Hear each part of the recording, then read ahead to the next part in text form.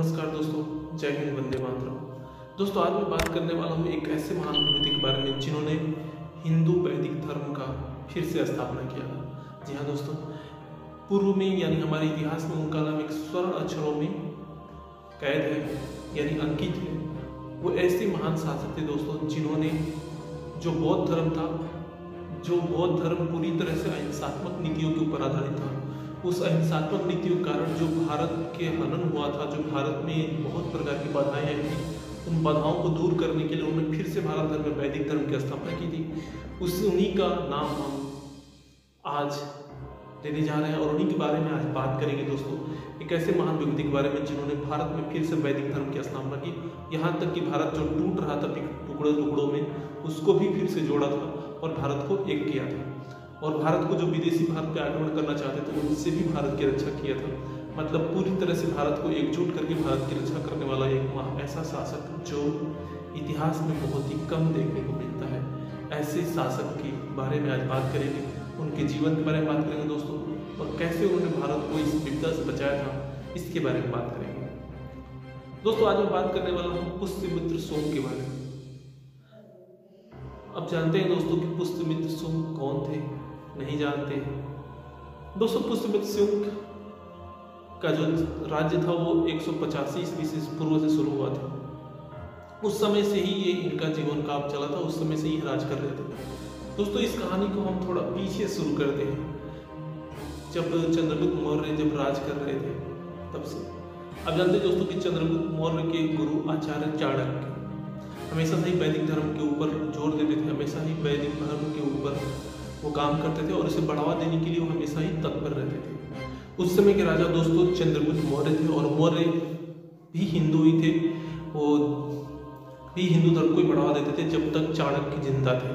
जब आचार्य चाणक्य की मृत्यु हो गई दोस्तों, उसके बाद मौर्य ने जब बौद्ध धर्म अपना लिया और बौद्ध धर्म अपनाने के बाद वो फिर से अहिंसा वाली नीति पे चले गए। और जब उनकी मृत्यु हुई तो उनके जो पुत्र थे बिंदुसार ने पदभार संभाला, और बिंदुसार ने जब पदभार संभाला दोस्तों तो उसके बाद उन्होंने भी बौद्ध धर्म का ही पालन किया और बौद्ध धर्म के अहिंसात्मक नीतियों के कारण उसी के तरह देश को आगे बढ़ाते चले गए। और भारत में जो भी वैदिक धर्म के मानने वाले लोग थे उनका हनन होने लगा, उनके अधिकारों को छीना जाने लगा, यहाँ तक कि जो हमारे वेद थे, पुराण थे, उनको भी नष्ट किया जाने लगा।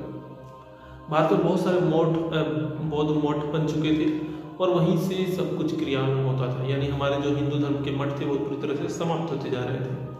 बिंदुसार भी एक बौद्ध धर्म के अनुयायी ही थे, इसलिए भारत में वैदिक धर्म का पतन धीरे धीरे होता रहा। उसके बाद दोस्तों बिंदुसार की जब मृत्यु हुई तो उसके बाद उनकी जो पुत्र थे उनका नाम था अशोक। अशोक जब आए दोस्तों तो आप जानते हैं अशोक के बारे में कि अशोक ने शुरू में बहुत ही ज़्यादा आतताई किया।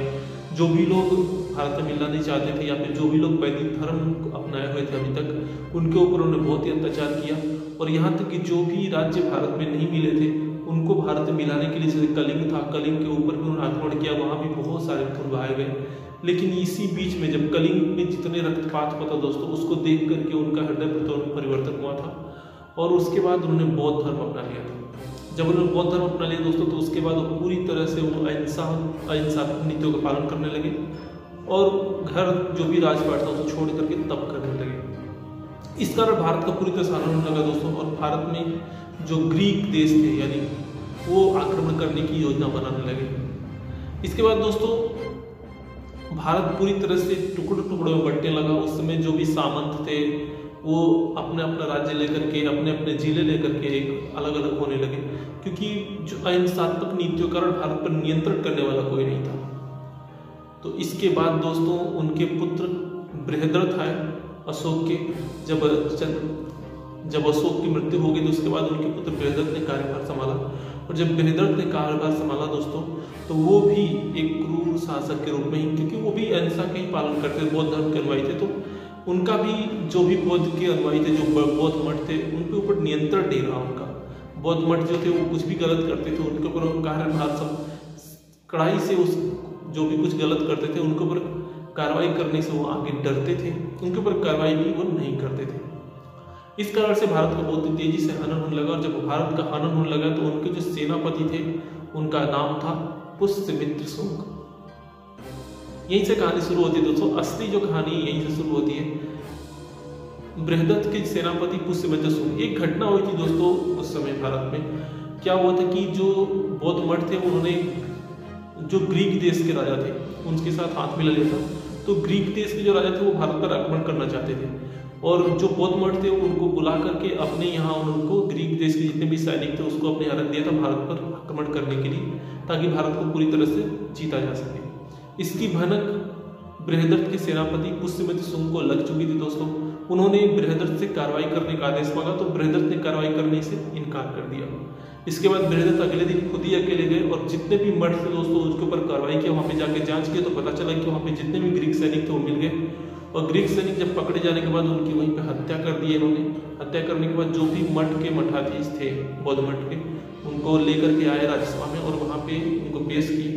जब कार्रवाई की बात हुई तो यहाँ पे जो बृहदत्त थे उन्होंने बौद्ध मठों के मठाधीश के ऊपर कार्रवाई करने से इनकार कर दिया। यहाँ तक कि जो पुष्यमित्र शुंग थे उनके साथ उनकी बहस होने लगी और इसी बहस में बृहदत्त ने पुष्यमित्र शुंग के ऊपर आक्रमण कर दिया। पुष्यमित्र शुंग ने अपने तलवार निकाल कर उनके गर्दन को काट दिया। तो ये थी दोस्तों, यहीं से टर्निंग पॉइंट होता है इस कहानी का, पुष्यमित्र शुंग के जीवन का। पुष्यमित्र शुंग की जो सफलता थी इस कारण, उन्होंने जो विजय के कारण जो सेना थी, सेना पूरी तरह से पुष्यमित्र शुंग के साथ आ गई और उन्होंने पुष्यमित्र शुंग को भारत का राजा घोषित कर दिया। इसके बाद ही पुष्यमित्र शुंग ने, चूंकि ये कर्म से क्षत्रिय थे और धर्म जो जन्म से ब्राह्मण है, पुष्यमित्र शुंग कर्म से क्षत्रिय जन्म से ब्राह्मण थे, इसलिए हमेशा से वैदिक धर्म की स्थापना के लिए तत्पर रहते थे। अभी इनके सामने सबसे बड़ी चुनौती थी ग्रीक देश के जितने भी सैनिक थे उनका मुकाबला करना और उनका सफाया करना। ग्रीक देश की जितनी भी सेना थी वो भारत के बहुत ही करीब आ चुकी थी, करीब अफगानिस्तान ईरान के पास आ चुकी थी। इसलिए इन्होंने सबसे पहले उनसे लड़ना चाहा और लड़ने के बाद उनको पूरी तरह से भारत से दूर कर दे दिया।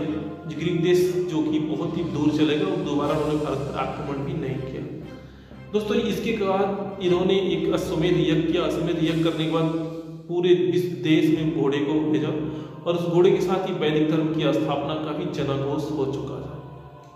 तो पुष्यमित्र शुंग ने दोस्तों यहाँ तक बहुत ही अच्छा काम किया था और इसके बाद उन्होंने भारत के ऊपर वैदिक धर्म की स्थापना के लिए हर जगह जो भी हमारे वेद थे, हमारे शास्त्र थे, उनकी बढ़ावा दिया। जो भी हमारे धर्म के अनुयायी थे उनको आगे भारत में हिंदू धर्म की स्थापना के लिए, वैदिक धर्म की स्थापना के लिए आगे भेजा, प्रचार करने के लिए। इस तरह से भारत धर्म में उन्होंने फिर से वैदिक धर्म की स्थापना की और वैदिक धर्म के जितने मानने वाले लोग थे, जो भी लोग बौद्ध बन चुके थे, उनको फिर से वैदिक धर्म में मतांतर किया।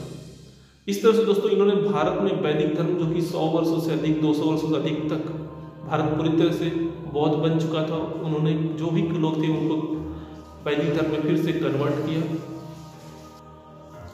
दोस्तों ये कुल मिलाकर के भारत में 36 वर्ष तक शासन किए थे। इनका जो शासन काल है वो 150 ईस्वी पूर्व तक था।